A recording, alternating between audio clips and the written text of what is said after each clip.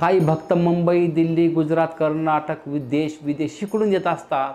तिथं आल्यानंतर 4 दिवस थांबत असतात, कोणी 5 दिवस थांबत असतं, कोणी 6 दिवस थांबत असतं. इथे आल्यानंतर त्यांना एकही रुपया खर्च नसतो याच्यासाठी. आपले का पावती बुकसुद्धा नाही आहे. छोटंसं काही बांधकाम करायचं असन, काही देवाचं काही कार्य करायचं असेल, अन्नदान, तर पावती घेऊन येतात.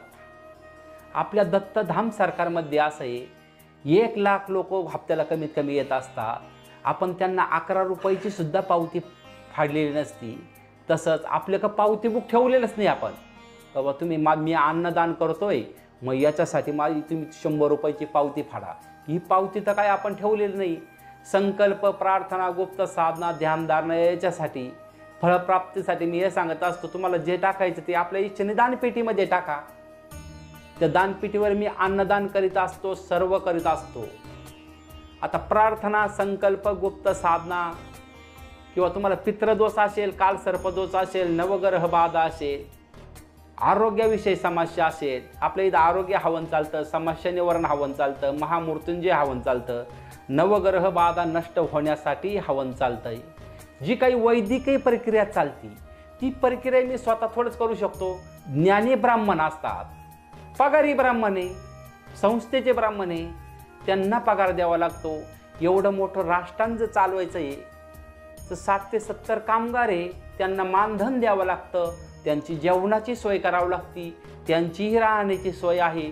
तर त्याच्यासाठी वैदिक प्रक्रिया जर करायची म्हटलं तर त्याला तुम्हाला खर्च करावा लागतो. आता तुम्ही म्हणाल पितृदोषी महाराज म्हणजे पैसे घेणार नाही, तुमची जी इच्छा म्हणून म्हणे, मी तर काही सांगत नाही तुम्हाला का तुम्ही हवन करा. तुम्ही आपल्या मनाला हवनला बसता. समस्या निवारण हवन, आरोग्य हवन, पितृदोषावरती हवन. तुम्हाला वाटतं पितृदोषाचं हवन महाराजांनी फुकाट करावा, कारण महाराज म्हणजे मी रुपया घेत नाही. तुमच्या पितरांच्या नावाने 1000 माणसं समजा मी जीव घातले तर त्याचा तुम्हाला काय फायदा होईल सांगा बरं मला. त्यांचं पुण्य हे मला लाभल, तुम्हाला नाही लाभायचं. किंवा आपल्याकडं पंचसुक्तांचा अभिषेक चालतोय, तुम्हाला वाटतं आमचं महाराजांनी सांगितलं सगळं फुकट आहे, अभिषेक आमचा फुकट करावा. तो अभिषेक करून तुमचा फायदाच काय? काहीच फायदा होऊ शकत नाही. खर्च माझा म्हटलं त्याला फायदा काय होणार आहे? हवन करायचं असतं तर ब्राह्मण असतात, कामगार लोक असतात, भांडे असतात, दत्तप्रभूंची मूर्ती असते, गणपतीची मूर्ती असती, काही सामुग्री असती, ती दुकानामधून विकत आणावं लागत असती. ती आपण कोण मागत नाही, त्याच्यासाठी खर्च येतोय. वैदिक प्रक्रिया करायची असेल तर त्याच्यासाठी तुम्हाला खर्च येईल. प्रार्थना, संकल्प, ध्यानधारणा हे सर्व काही करण्यासाठी, इथं 4 दिवस राहण्यासाठी, जेवणासाठी, तुम्हाला गाडीची पार्किंग असेल तिथंही कोणी तुम्हाला रुपया मागणार नाही. सर्व काही आपण फ्री ठेवलेलं आहे. एकही रुपया आपण तुमच्याकडं मागत नाही. तुम्हाला जे काही द्यायचं असेल इच्छेनं ते देवाच्या पेटीमध्ये टाकायचं असतं आणि त्याच्यावरती आपलं पूर्णतः अन्नदान 24 घंटे चालू असतं. याची सर्व भाविकांनी नोंद घ्यायची आहे. आणि मी असंही काही तुम्हाला म्हणत नाही तुम्ही हवन इथं करा, अभिषेक इथं करा.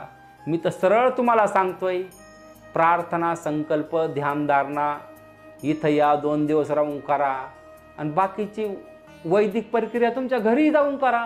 त्याला काय अडचण तुम्हाला? इथं करू नका. तेव्हा सर्वांनी याची नोंद घ्यायची आहे. मी एकही रुपया कोणाकडून घेत नाही. वैदिक प्रक्रिया केली तर चांगलं आहे, पण करा म्हणून प्रत्येकाला असं सांगत नाही बाबा तू ही प्रक्रिया कर आणि तुझा फायदा होईल. मी हे सांगतोय, प्रार्थना, संकल्प, ध्यानधारणा, गुप्त साधनेमध्ये सर्व आपले निगेटिव्ह विचार जात असतात, पॉझिटिव्ह विचार तयार होत असतात, लक्ष्मीची प्राप्ती आपल्याला होत असती. जो आपण संकल्प करीत असतो तो आपला पूर्ण होत असतो. श्री गुरुदेव दत्त. एक विशेष सूचना, सर्व भाविकांनी आणि भक्तांनी दत्तधाम सरकारमध्ये येताना कॉल किंवा व्हॉट्सअपद्वारे संपर्क साधावा. आमचा पत्ता दत्तधाम सरकार, पूर्वज मुक्तिधाम केंद्र, दत्तवाडी, वडगाव पान, तालुका संगमनेर, जिल्हा अहमदनगर. संपर्क 72 19 30 39 81 किंवा 98 50 72 9459. धन्यवाद.